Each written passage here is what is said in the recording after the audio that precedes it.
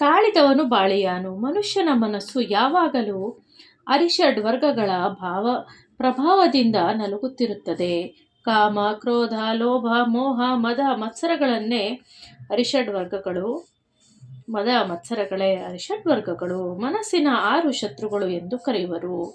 ಕೋಪದ ವಿರುದ್ಧ ಭಾವವೇ ತಾಳ್ಮೆ.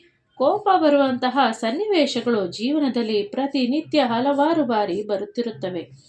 ಆದರೆ ಕೋಪಾವೇಶದಿಂದ ಆಡುವ ಮಾತು, ಮಾಡುವ ಕ್ರಿಯೆಗಳಿಂದ ಅನಾಹುತ, ಹಾನಿಯಾಗುವ ಸಂಭವವುಂಟು.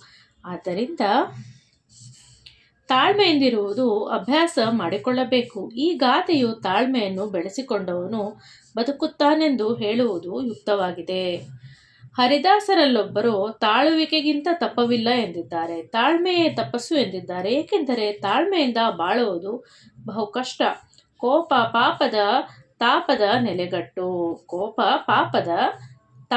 ನೆಲೆಗಟ್ಟು ಎಂದಿದ್ದಾರೆ.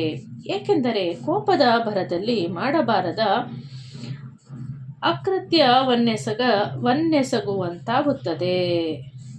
ಕೋಪವೆಂಬುದು ಅನರ್ಥ ಸಾಧನ ಎಂದೇ ವಾಕ್ಯ ಉಂಟು.